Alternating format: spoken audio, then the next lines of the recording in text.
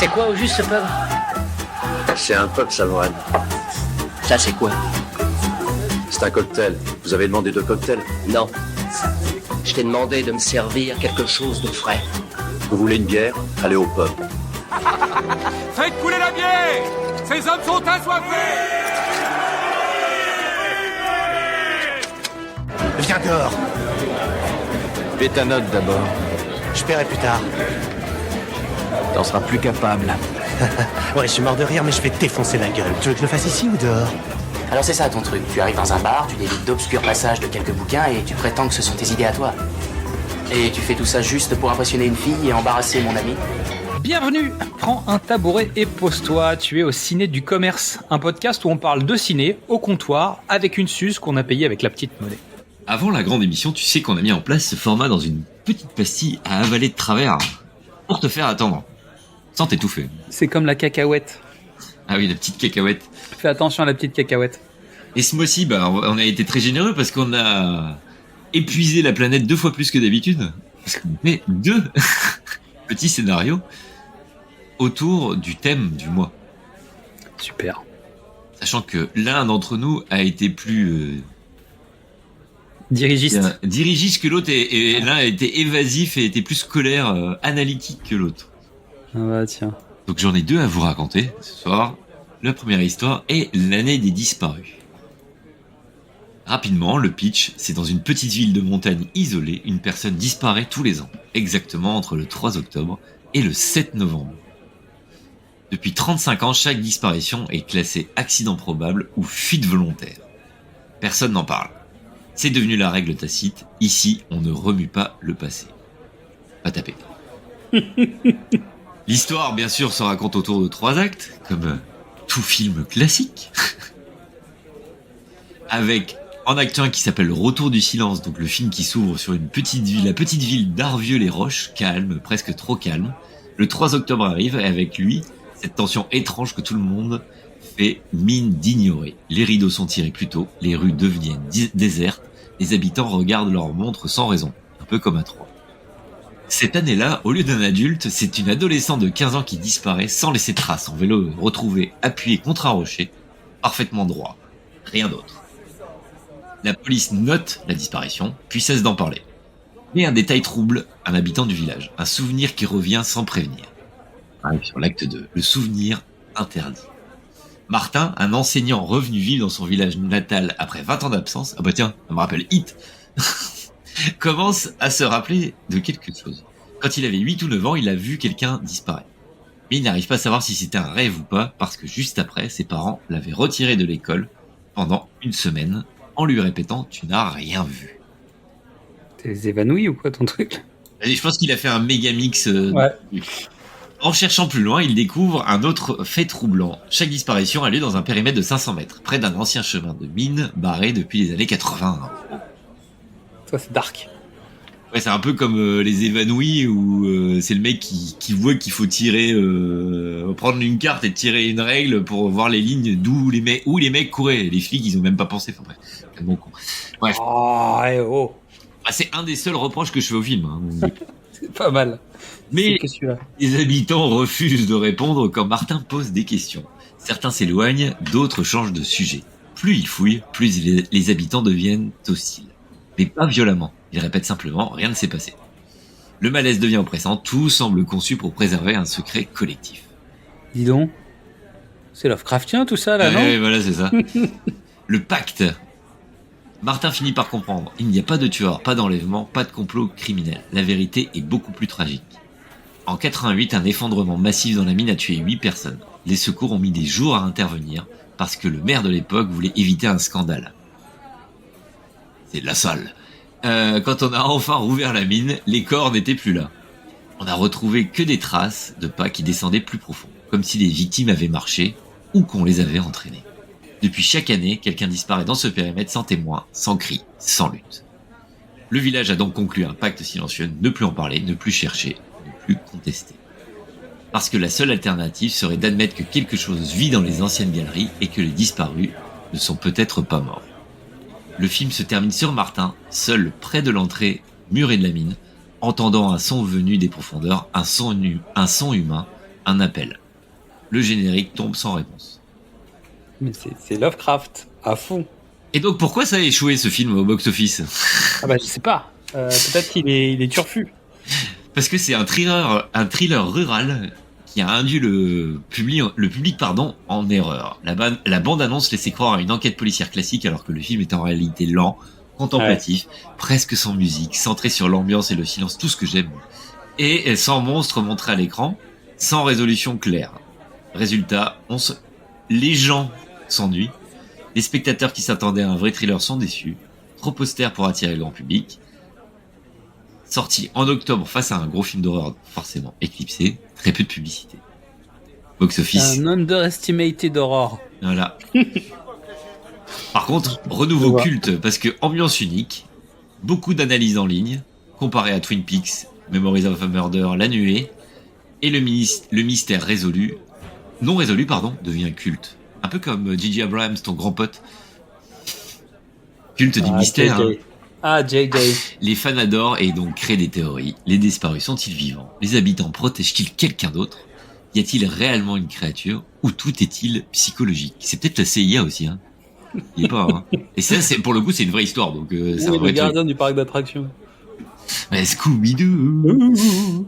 Donc voilà pour ce premier film. Très bien. Sur un film qui a floppé en salle, alors que, j'avoue, le pitch, je serais allé le voir, le film. C'est pas mal. Mais je dis, hein, il est quand même vraiment très très bon. C'est pas mal. Ouais. Et le deuxième film, donc, qui a été généré par notre compère à tous, notre grand frère à tous, Xad, qui s'appelle Le Gardien du Culte. Il y a quand même un titre alternatif, hein, ça ressemble un peu à la Snyder Cut, ton truc là. Mais voilà. Non, c'est les chapitres. Ouais. Avec un prologue, l'héritage oublié. Le mythe. On nous présente Lucie, 25 ans, une cinéphile passionnée et monteuse vidéo talentueuse pour une chaîne YouTube dédiée aux pépites oubliées. Ça me rappelle Shelby Hawks, tiens, dont on va parler ce mois-ci. Ouais, sa figure tutélaire est Claude Sauvage, un réalisateur maudit des années 80 et 90. Ses films, des échecs commerciaux cinglants à l'époque, sont devenus des œuvres cultes pour une niche de fans. Lucie est en pleine préparation d'une vidéo hommage pour le 20e anniversaire de la mort tragique de Sauvage. En fouillant des archives, elle découvre une incohérence troublante dans son dossier. L'acte de décès est un faux grossier. Lucie est prise d'une certitude irrépressible. Claude Sauvage est vivant. Utilisant ses talents d'investigatrice numérique, l'OSINT pour mes amis si vous voulez des cours, voilà. Lucie remonte la piste jusqu'à un petit village isolé. Elle finit par localiser Claude Sauvage qui a 70 ans. Un homme reclus, fatigué du monde, qui a troqué sa caméra contre des outils de jardinage et se fait appeler Monsieur Claude. Tant que c'est pas Madame Claude. Hein. Il a pris un jour un chemin d'une route qu'il n'a jamais trouvée. Et heureusement, il les a vus. Il vit dans l'anonymat total, dégoûté par l'industrie qu'il a rejetée. Lucie le conforte. Wink wink. Il nie d'abord, puis acculé par les preuves, notamment une réplique culte de son premier film. Elle le confronte, t'es dégueulasse. Oh. Il ne veut rien savoir de la gloire posthume, considérant le cinéma comme une blessure du passé. Pour lui, la célébrité est synonyme d'humiliation et d'échec. Lucie lui fait lire les commentaires de fans sur un forum de discussion, sur Reddit quoi, des témoignages sincères sur l'impact de son œuvre. Face à la pureté de cette admiration, oh oui, Claude est légèrement ébranlé à deux mains. Ah non, ça suffit. Je fais ce que je veux. Lucie lui propose j'ai le droit de faire des vannes à la grosse tête et à la requiem. Lucie lui propose un pacte. Elle prouve qu'il était encore pertinent en orchestrant un retour discret, lui permettant de financer son dernier scénario qu'il a toujours gardé secret. Il accepte à contre-cœur. Pas encore fini, putain. Lucie met en place sa stratégie de communication, crée un compte TikTok mystérieux, diffusant des extraits de ses vieux films sans révéler le réalisateur, déclenchant un buzz viral. C'est soit un buzz, bref. Le duo travaille ensemble, mais l'écart générationnel est une source constante de comédie. Ouais. Claude ne comprend pas le concept de Fred ou d'influenceur. Lucie peine à comprendre, peut-être c'est la pénible qui vient te stalker chez toi et t'as pas... non, mais ça... Il t'engueule en plus. Lucie peine à comprendre son refus de se plier à une simple interview formatée. Le culte grandit. Un grand festival de cinéma s'intéresse au phénomène, c'est le festival de Cannes, ou Gérardmer, et propose une rétrospective de ses films. La presse se met en quête du réalisateur, le petit culte se transforme en mouvement. Au sommet du buzz, Claude s'écroule. Il panique à l'idée de l'exposition publique, revivant l'humiliation de ses bites passées. Il accuse Lucie de transformer son art en produit jetable et ses fans en spectateurs distraits. Une violente dispute éclate, remettant en question leur collaboration et leur vision du cinéma. Est-ce qu'un film est bon s'il est seulement culte ? La sortie de la rétrospective est annulée. Tintin. Déçue mais déterminée, Lucie utilise les outils de communication pour le seul langage que Claude comprend, le cinéma. Elle monte une vidéo poignante avec les images de ses films, les témoignages des fans qu'elle a collectés et une voix off où elle lit des extraits de son scénario secret. Le message, l'art survit à l'échec. Ouais. Stratégie d'échec. La vidéo devient virale, non pas comme un buzz, ouais, parce qu'il fait, pas comme un buzz éphémère, mais comme un véritable événement culturel. Claude, seul, la regarde. Il est touché par l'honnêteté de la démarche et la façon dont Lucie a respecté son œuvre tout en utilisant les codes modernes. Il réalise que sa peur était une forme d'égoïsme et que l'amour du cinéma est le seul vrai juge. Claude fait son apparition. Surprise, à l'événement de la rétrospective finalement maintenue. Il monte sur scène et au lieu de faire un discours formaté, il prend juste le temps de remercier le public, citant une de ses répliques préférées, « L'échec n'est qu'une longue introduction à l'histoire ». Le financement de ce nouveau film, un projet humble et personnel, est assuré par une plateforme de financement participatif lancée par Lucie. Cool.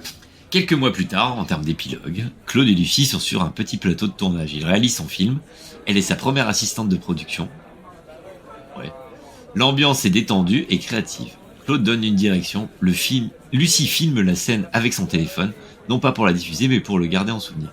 Ils partagent un regard complice. L'ancienne garde et la nouvelle garde travaillent ensemble.